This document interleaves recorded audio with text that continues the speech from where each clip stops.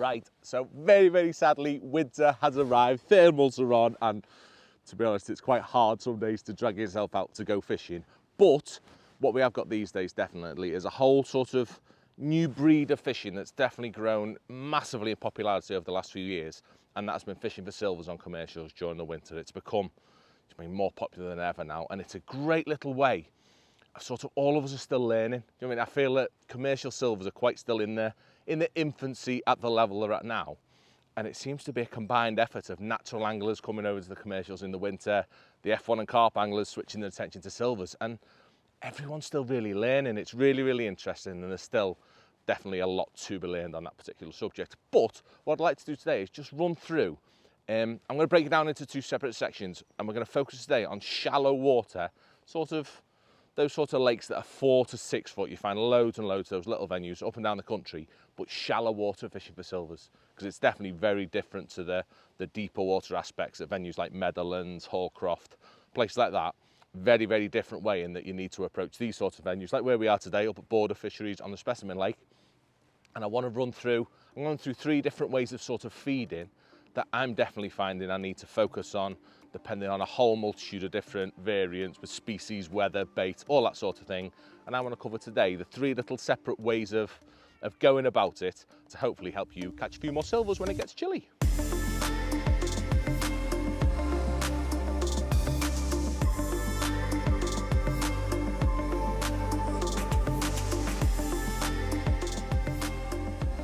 Right, so I want to go a bit technical before we ever go catching any. The key things I think you've got to focus on, more than anything, say we're talking about shallow water lakes, is the first understanding that you've got to have is the species that you're fishing for. Obviously, it may sound dead obvious, but there is a big difference between catching some small skimmers, maybe catching roach, catching hide, catching perch. I mean, it's always going to be one of them that you're fishing for in these silverfish matches. And I believe very much so that you have to feed in certain ways for each species. Yeah, it's no good putting all your eggs in one basket sort of thing in the first way I'm going to show you if there's lots of roach and other fish to be caught. So you've got to work out what you're fishing for in the first place to decide which method's going to be right. And I want to go through all 3. Yeah, first being is the utter negative feeding absolutely rock bottom amounts of bait for, in particular, small skimmers. Now, I've done a few videos on this in the past, and it's amazed me at how tricky these fish are to be caught. I've heard it for years and years, people like Des and people like that have been talking about them little pain in the bum skimmers, sort of 4, 6, 8 to the pound ones. They are beyond belief a nightmare to catch. And I think what it comes down to more than anything, it's how they move through the peg. I mean, this is, again, I'm going to give someone else some praise. Matt Godfrey put this in my head last year. In understanding how the fish are moving through your peg, which is dictated by how you're fed, is massive in terms of the choice of rig you need to make. Yeah, if you're using the wrong rig when the fish are moving a certain way, then you're simply not going to get bites, or you're not going to see bites, more importantly, because your bait's not going to be right, your rig's not going to be right. All the little things like that make a big difference. And hopefully what I'm going to explain just makes that black and white, makes it really easy. So as I said, first, really negative feeding. It's probably been my most beneficial way of feeding. At venues I go that are very much skimmer dominated, it has been nigh on unbeatable most times, fishing in a massively negative way, feed-wise, with tiny amounts of bait, be it pellets, tiny bits of ground bait, whatever else. It's about the tiny amount of volume of bait and the accuracy that's important, in combination with really positive rigs. Yeah, so what I'm on about with the first one, I'll do it in my big pot just so you can see what's going on. What I may be on about, no I'm not, I'm going to tell lies, I'm going to do it in me tiny pot. So what I'm on about when I say tiny bits of bait, I literally mean ridiculousness in the amount of bait that I'm feeding, in that I may feed on occasions 1 maggot or 10 micro pellets and the littlest, tiniest, fartiest bit of ground bait you can possibly imagine. So I'm making little balls of ground bait that are like my little fingernail. Do you know what I mean? Really small, like a 6-8 mil pellet, at the most 6 mil pellet I'm going to say. I mean, that is all the level of bait they're getting as the initial feed even. They're literally getting the one, what am I going to call it? It's like F1 mentality. They're getting the one trap. But it's how them little skimmers want to feed in particular. I mean, not the best when it comes to catching roach, perch, hide. They're hungry, they like eating, very much like myself. But when it comes to these little skimmers, if you feed a volume of bait, like a decent amount of bait, and give them an option on the bottom, you find that they have so much bait and they're so delicate in feeding, there's no competition for your bait ever. And in turn, you don't see bites, they just become really, really hard to catch. We've all had it many, many times. Fizzy peg or lots of little indications on your float, and you foul up them skimmers off bottom, them little tiny ones. It's because there's too much bait in the peg and no competition. So that is where this type of feeding comes in. Literally feeding them tiny little balls, that sort of thing. I mean, I've got me one maggot in as well, because in this case, I might feed, today I'm going to feed ground bait and a maggot. I'm not going to bother with pellets today. That tiny amount of bait, I can literally put that in every cast, every other cast, maybe even every third fish. And it's plenty of bait to make sure there's always competition. I'm as physically, ridiculously as accurate as I could possibly be, because maybe there's tiny, tiny amounts of fish feeding, with it being rock bottom, with it being freezing. But what I do in turn is I guarantee that if any fish are in my peg, I'm going to get bites off them, because there's simply not enough bait for them not to eat my hook bait. There's not enough options for them. So in turn with that bait, what is massively, massively important is having the correct rig to fish in that style. Yeah, if I'm being that accurate where I'm putting it in 6 inches square every time I put my feed in, the last thing I want is a really light, unstable, wafty about rig that isn't going to stay in place. Plus, it's not going to show me bites up. So very, very similar or identical, if that, to me F1 fishing. For this style of fishing, as you can imagine, the fish aren't moving very much in my peg. They're staying very, very dormant, very slight movement in between moving from morsel to feed, which in turn isn't going to give me good bites. They're not moving 2 or 3 inches at a time to pick up the next tiny bit of bait potentially. They're very, very condensed. So because of that, I need a really, really positive float. Yeah, so in this case, I'm fishing a big old 0.4 wire, taking plenty of shot, and that's in 3 3/4 foot, just under 4 foot we are on that one. So you can see a big, heavy, positive float for the depth that I'm fishing in. That tends to be what I use. I'll sort of use a 0.4 up to 4 foot. From 4 to 6 foot, I'll swap to a 0.6, say with a wire stem, hollow bristle, really, really positive, but dotted down as physically lower. What's the word I like to say? That if you don't go home with a headache, your float's not low enough. That's how it has to be with this. It has to be ridiculously low, just so you can see every single indication. And then, as I've spoke about many, many times before, the shot in for this one is really, really positive. You've got to forget about trying to catch fish on the drop, through the water, whatever else. Forget about it. You're not trying to do that, so don't have a rig that needs to do that. Yeah, in this case, really, really positive shot in. Literally, what have I got on? 6 number 9s. The first one, and I'll talk about that in a minute. Yeah, I'll talk about that in a minute. But nicely just evenly spread in the bottom third of my rig. I spoke about that a million times in the past. It's the standard pellet rig that I'd use for F1s. I mean, exactly the same. This is just made a little bit more finesse to it, a little bit more delicate bristle, little hook and all of that, but big shot. The emphasis is on big shot all the way through my rig, and in particular, this bad boy. So for doing this, when I'm fishing for these little skimmers or whatever else, when they're really, really accurate, I want a 4-inch hook length, but 100,000,000% of the time, I will make sure I've always got a shot on that hook length. Yeah, it is ridiculous how close you have to have, and the colder it gets, the worse it becomes. With these little fish, again, because of the movement, if they're not moving, I need them to disrupt, move, whatever you want to call it, that shot as quickly as possible, that last shot. And the further away from it is from the hook, the more movement they can impart on your bait without you seeing a bite. You just simply don't see them.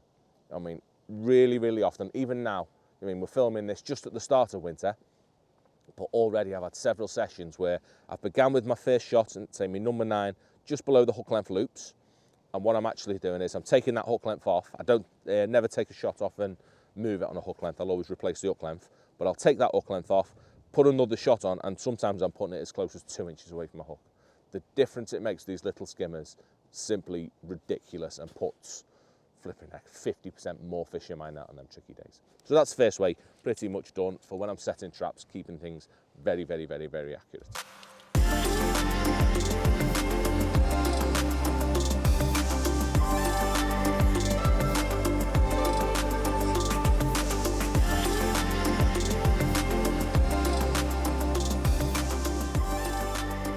Right, sorry, very ready to interrupt my lovely, lovely instructional video, but I thought it would be nice and generous. I'm going to give something away. So only a nice little one this, but we're going to give away one of the bestest catapults in the world. Yeah, you'll simply have this and never need another catapult again, and all it's going to take is a little comment. So what you do, you can comment at the bottom of this with your favourite winter species, and what I'll do, I'll pick a winner at random, and they can have one, if not potentially this, brand new catapult. Right, so with that done, next up I want to go to the next step sort of thing. Get a little bit more, what we're going to call it, a little bit more active, a little bit more positive, and again the rig's change. But what I'm moving on to next is a way of feeding when I'm going to catch lots more different species. So the first really negative stuff lends itself to them skimmers.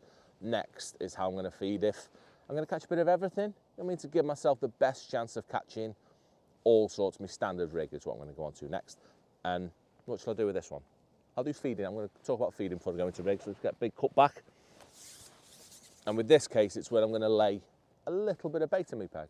I mean, I've got the potential for loose feeding over the top of this one as well, but still, I'm still keeping things very accurate, if anything, just with a bit more bait, a bit more versatility in my bait as well. Often I'm going to use ground bait, worms, casters, maggots.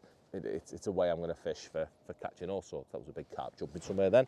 So what I've got in this case is I've got a few dead maggots in my ground bait, a nice sticky mix of ground bait, something that's nice and over-wetted, which this stuff is. Lovely, lovely and over-wetted. I think I've got some, what have I got in there? Thatchers and F1 green.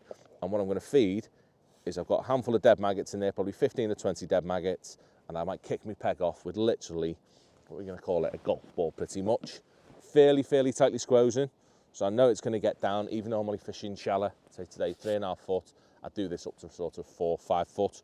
And I'm just going to feed, see, that lovely ball with me bait all in. I'm not looking at loose feeding at the start, still a very negative way of feeding to begin with, but I'm giving myself a chance with the maggot involvement, maybe some minced up worms, maybe a few casters, wherever else, just a bit more of a versatile hook bait. Say a bit more attraction, a bit more bait in the peg. When I'm looking to catch, I'm not going to say bigger numbers, but yeah, fairly decent numbers of fish, but a multitude of different species. Yeah, when there's some roach in my peg, I'm likely to get different arrivals of species and stamps throughout the day. Perfect way of feeding, and a way of feeding I can regulate really well. I can understand my feeding without getting loose feeding involved if possible. I can put my little ball in, say that's got whatever it's got in, say 15, 20 maggots in that one, not a lot of bait, but I can put that ball in, fish it out. I mean, give it a little bit to rest, fish it out though, maybe for half hour, an hour, who knows, every day's different. And then when my bites fade away, that's where I'm going to top up. But it's only ever going to be with very small amounts, fairly tight, fairly heavy, wet, sticky balls that I can get to stay in place, just so I can understand what's going on. I mean, by fishing over that lovely dense area, but with a bit more bait, I can understand sort of when I'm getting arrivals, whether that bait's gone, what I need to do. It makes it quite easy to understand. So, in conjunction with that, we're going to move to a slightly different rig. We're going to go to, which one are we going to go to? We're going to go to that one. Again, a little bit, still very positive, yeah, but not quite as brutal as a soft pellety, really accurate wire stem sort of float. And now I'm moving to a carbon. Yeah, what I will touch on as well is when it comes to elastics and hook choices, again, they just need to be suited to species, depth, all that sort of thing needs to be taken into account. So I'm not going to focus on that just for today, but rig-wise, so I'm moving in this case to a 0.4, same depth, just under 4 foot. I've got a 0.4, but a carbon stem in this case, just because I want it a bit sexier. I don't want it as stable, staying there straight away. I do want a bit of movement to my rig, because then fish are going to be chasing the odd little morsel about. But I want a rig that could potentially catch fish sort of on the drop, but not, still at the bottom end, because I don't want too much loose feeding involved if I can. I want my fish to all be feeding within a foot of the bottom. I mean, I want to keep them down. I don't want them fish at all different sort of levels. I want them on the bottom, just picking off them particles. And what I've got because of that is the new craze, if you like, that everyone seems to have been on the last couple of years, is fishing a nice tapered rig. And this is quite a condensed taper because of the depth. Because I'm only in 3.5 foot, so my entire taper's within the bottom sort of 14 inch. I mean, quite condensed. But what it's going to do is let the bottom end come in quite sexy while retaining quite a bit of stability with some lead above it. So to shot that, really simple, same again, 4-inch hook length. Yeah, whatever with that one, as I have a number 10, my first number 10 on the loop of my bottom end of the hook length. So it's something that I like doing a lot during the winter months for my silvers, just because I believe it straightens them loops up a little bit. Just makes it a little bit sexier, shows them bites up, but not to the level that the previous rig does. Yeah, and number 10, a little bit further away, just gives it that sexiness. It just falls a little bit more natural, more likely to catch the eye of fish like roach and perch, even skimmers on many occasions that just want to watch that bait coming in. So I have number 10, another number 10 probably about 4 inches above that, another number 10 3 inches above that, and then obviously, as the name suggests, it all tapers. I switch to number 9s for the top bit, and they get progressively closer, probably by about 10 mil each time, until I'm here sat above. So what have I got on that? 3 number 10s, 4 number 9s, lovely condensed, but all in the bottom end. So that's going to give me plenty of weight to hold it where I want it to be, but I can lift and drop, I can move my rig about and create that nice bit of sexiness down the bottom that sort of just attracts the fish. I mean, I've set my trap, but I also want to annoy the fish over my trap just to get them few extra bites. Again, when it's really, really hard and I want to keep things nice and accurate.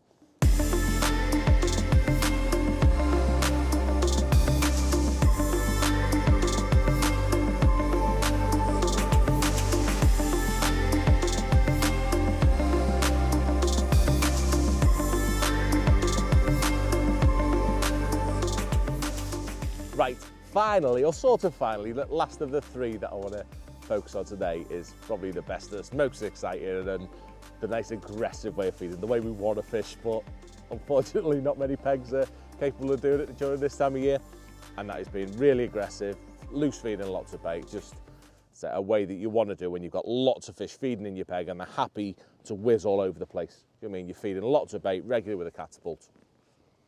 You've just got loads of fish in your peg. My standard sort of peg, if we're completely honest. And I'm going to do it the same. Yeah, break things down the same. For this one, I want to kick it off a bit different. I think with a loose feed line, it is very, very rarely an instant way. So the other 2 are varying degrees of effectiveness instantly. So particularly the first way I fed with a tiny, tiny amounts of bait, really positive. Literally the amount of times I feed that drop in, it goes straight under, unbelievable. The second way, feeding a bit of ground bait, can often take 15 minutes, half hour, even longer in some poor air situations. This way, when I'm going to loose feed and feed a lot of bait, it tends to be, it takes a while to kick in quite often, unless there's different species such as our eyed and things like that present. But I want to assume that it's a bit of everything, which it's going to be in most situations. And to start this one off, what I want to do is put a few maggots in my pot, to however many, 10, 15, 20, whatever, and I'm going to put half a pot in of lovely loose ground bait. Yeah, I'm not even going to make a ball out of this stuff, with the aim being to literally to create a cloud, lots of attraction. All the aim is to catch fish through the water. I want to assume that there's plenty of fish feeding, they're going to whiz straight in on it, and I can loose feed very, very quickly just to gather the fish and just to get them compete as quickly as possible. But what I feel that the ground bait does, by cupping in that nice ball of pretty much loose ground bait, yeah, that's just heavy enough to still sink, it's nice and wet, what it's going to do, it's going to disperse without creating an actual area to feed. So once that's sunk 3-4 foot, it pretty much disappears. It's just a pebble dashing a ground bait over a nice 2 or 3 foot square. Gives me sort of a dartboard, if you like, that I can loose feed my bait over. So loose feed is the key with this. The ground bait's just an initial attractant sort of thing. So I'll get ground bait in, start loose feeding over the top. I don't want to go too tackle pluggy on this, but when it comes to loose feeding with catapults, it is something that you have to be confident in. With maggots and casters in particular during the winter fishing for silvers, if you haven't got a catapult that does the job, you're going to fall behind everyone else. And definitely our heavy ones. Yeah, the black elastic, the heavy elastic at catapults, nothing's ever like them. I've never had a catapult before that I can feed literally my 10 or 15 maggots. When it comes to 13 or 14 metres, even with a nasty wind like today, they are ridiculous in how tight that grouping is, which for me, massively, massively accurate. But enough of that, we don't want to go too pluggy. The key is for the loose feeding that so you simply can't compete with it with other methods if it's going to work, because you're constantly dragging all them fish in all the time by loose feeding your bait. And as well, it's probably the best method for a variety of species. I mean, simply everything will respond. As long as everything is present, it's well worth always having a line at some point where you're happy to raft a load of bait in, get them competing, catch those fish through the water. And riggy-wise with that, again, you'll see that each of my 3 rigs have varying degrees of, what we're going to call it, magnification of bites plus stability. I suppose that's the key thing, the stability. The first rig, massively stable, you couldn't knock it over with a cruise liner. And every rig gets more and more unstable sort of thing, but it also shows less bites up on each of them. Yeah, because now I'm moving on to a really, really lovely slow falling rig. In the last one we had a 0.4, Yeah, in this case, say, still the same depth, I've swapped over to a 0.2. So it's taking, if anything, half the amount of shot that my previous was one, which will hopefully just make my bait as natural as possible. So remember, I'm loose feeding. So I need a rig that sort of blends my bait into the way I'm feeding all my other baits. Those ones that are sinking nice and slow, the fish are very, very likely intercepting on the way down. I need to have a rig that can potentially allow the fish to intercept my bait on the way down as well, because that's where maybe the big lads are feeding, who knows what. You know what I mean? It's just, you need a nice rig to present it in the right way. As I said, 0.2 carbon in this case, but a really, really lovely strung out rig. So what I have with that is literally 2 number 11s as my bottom 2 droppers. I've just moved off my hook length for that one, just to give it a bit more of a slower fall again. 2 number 11s, and above that I've got 3 number 10s, evenly spaced, probably through half my rig, if not a little bit more. So it is all about that lovely slow fall, so, so important. And with this, it's one that you're going to work your rig a lot. It's very, very much a feed your bait, lay in. It's, what am I going to call it, an attention grabber sort of thing. Yeah, you're not trying to fish tight on the bottom. If you're trying to fish, cutting all your bites on the bottom and nothing's through the water, you may as well fish a tapered rig that does the best of both. For this case, when I'm expecting to catch a massive percentage of my fish through the water, that is where this lovely spread out, slow falling, standard, what are you going to call it? It's like an old school hempy type rig. Just, it's the one that catches you absolutely everything. But you need to pay attention. You know what I mean? I've covered all of that pretty much, the 3 ways I want to feed, but there's no reason all of those rigs could be incorporated into one line. Yet, depending what the fish are doing, if you're not seeing bites on a really light rig, but you feel the fish are present, there's no reason you can't swap to either of the other rigs just to magnify them bites up.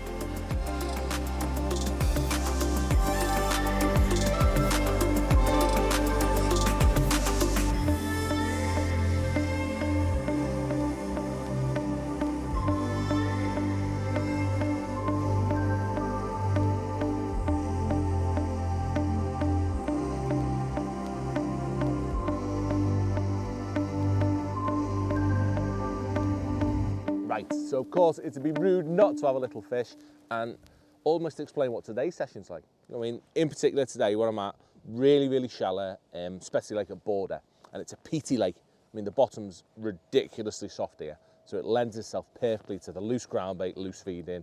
Also because of the colour of the water. I mean, really, really clear and absolutely rigid with lots and lots of big sexy roach, with a few skimmers smattered in for a bit of variety. But that's what it is here, it's roach fishing.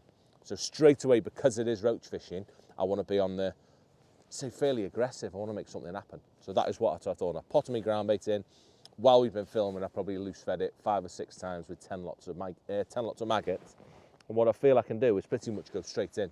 So because the way I'm feeding, I'm straight in with me delicate, slow falling rig, which often, when you have been loose feeding, it is the key to getting your early bites. What you find is that you go in with your nice slow falling rig, and them little greedy roach quite often are the first on the scene before some bigger fish, like your peg starts to build, some bigger fish start rocking up beneath them. So by starting off on this rig, the nice, really lovely, slow, nice falling one, just over where I'm loose feeding. I'm not going to loose feed this cast, I'm just going to see what's happening to start with.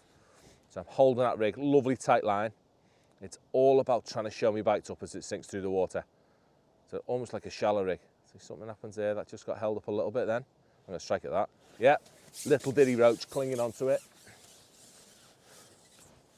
The perfect example of what I'm expecting to turn up first, these sort of stamp of fish.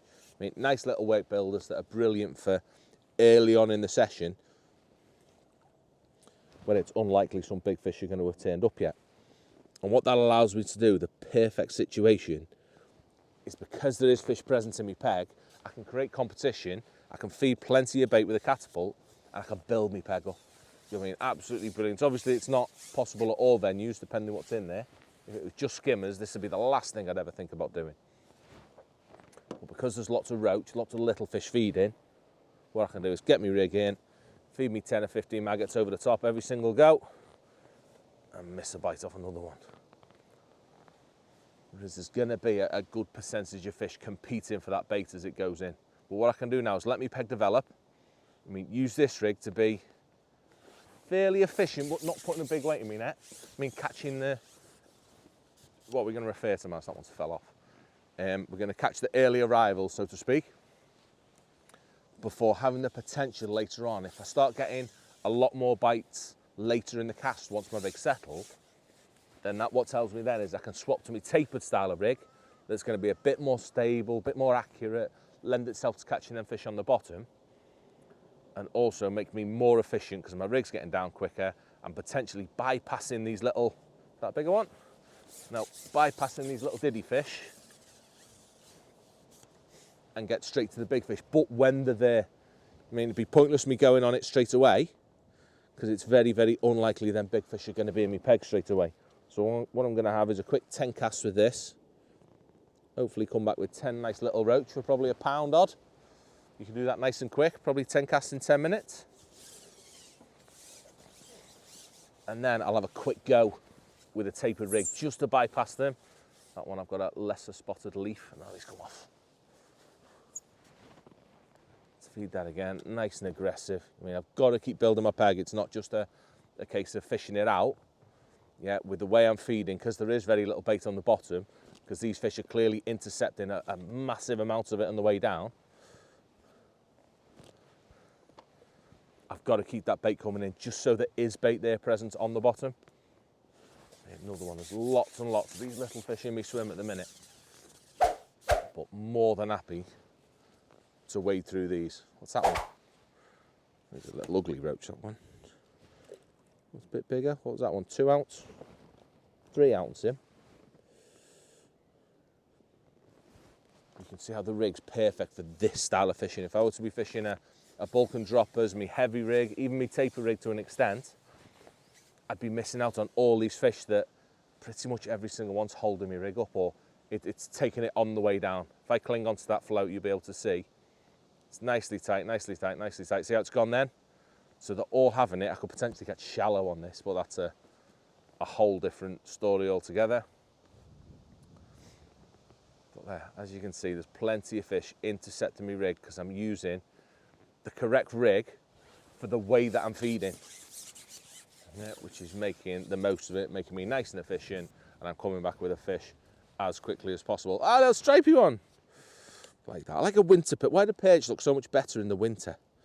They just look pretty in the winter, don't they? Probably because they've not ate me double worm down the edge and I want to shake them off. I do like a winter perch. So, 2 more on this and I'll have a quick go on that taper rig, just so I can show you how potentially less productive it is, or it may catch me a different fish. So the one rig that will never come into it when you're feeding like this is me, what we're going to call it, me positive wire float, showing uppy bitey type skimmer rig. So there's no need for that. There's just far too much going on. So I'm starting to miss bites here because there are too many of them little fish into my peg. But it's not a problem. You just got to wade through them. So let the peg develop and make sure that I've got the right rig on, depending what these fish are doing. So that got down for the first time then. So it's nice down, settled on deck. I'm just going to see what happens. You can see once it's on deck, it's taking a lot longer to get a bite. And what that does, that tells me that the tapered rig will be exactly the same. Yeah, more than likely that'll take a lot longer to get to the bottom. But if that results in a much bigger fish, then I'm perfectly happy to do that. But at the minute, see, it's just not, oh, I missed that one. I needed, that would have been a right big one then if I'd have got that. Hopefully it'll go down again.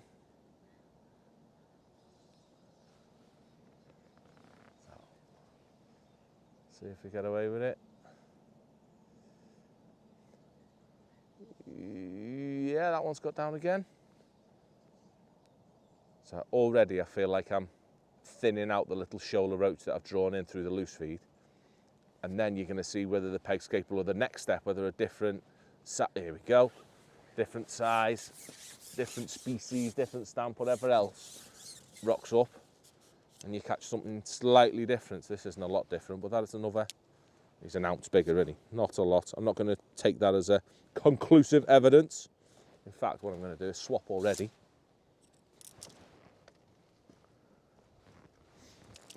To me tapered rig that's going to fly down a hell of a lot quicker. Let's see if I can catch something different in my peg. show. It's paying attention and understanding how them fish are feeding that is so key to which rig you use when you're after these commercially silvers. That should settle a lot faster. I'm not going to feed this cast. I'm going to hopefully try and let it get down. We've got another stripy one.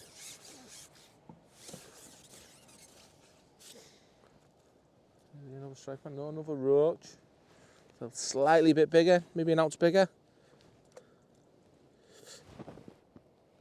And what I'll do now is have little periods of maybe like 5-10 minutes on this rig, 5-10 minutes on the other rig, just seeing which is more efficient and what I'm catching most bonus fish on or whatever else.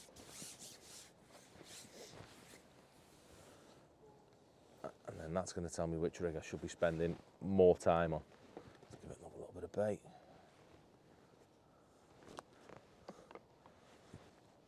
So of course I'm doing this, in this case I've done it nice positive, one line, which will often be the case when I'm fishing really positive like this and loose feeding. And depending how much room you've got, that one's a bit bigger. But there's no reason, especially with the other two ways of feeding, if I'm being really, really negative or feeding a ball of ground bait, I could have both going in the same peg. I mean, if I've got enough room left and right, it's a better one. There's no reason I couldn't fish really negative on one line and the other side be a slightly bit more selective. They're definitely the ones we want. I'm going to add up. So with such small weights, you know what I mean, you're normally after what, 10 to 30 pound. If just by swapping a rig puts an ounce difference in every fish you catch, the results at the end are going to be frightening. Hopefully already that rig's showing that it's a bit more positive, more likely to catch me a bigger fish. Slowly, as the peg develops, it should get better and better and better. So the one thing I won't do with this, or very, very rare, see, so much better now, things are changing with this rig. He's nearly going to get netted, this one. Is he? He is. No, he's not getting netted. He was close though. Landing net nearly got wet, but so now I've doubled my size of fish. Just by swapping my rig, 2 fish, everything's doubled, and all of a sudden I'm putting a far greater weight in the net much quicker. How should I demonstrate that? Let me catch one more. In fact, no, what I'm going to do, just to demonstrate that I'm not talking a load of rubbish, although I'll probably hook a £3 skimmer now, is by going in with my delicate rig. What I'd expect to do now is go straight in, catch them little fish that are feeding just above it.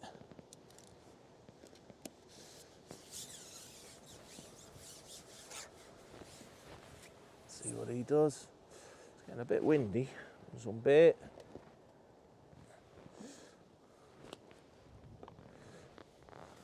And what I'd quite... Yeah, we missed the bite then on the settle again. See what happens this cast. I'm definitely going to catch a big massive one now just to make myself look stupid. But possibly not. See, he's clinging on, you see, straight back to some little diddy ones. Yeah, it's no coincidence, but it's them tiny little differences like that in understanding how the fish are feeding on your bait. Like today's case, it seems that the big ones are just hanging a little bit lower. They want to be on the bottom, but these ones are whizzing above it, clearing me out. But by keeping in touch with understanding what they're doing, I can swap about between my rigs and put far more of these beautiful, lovely silverfish in my net.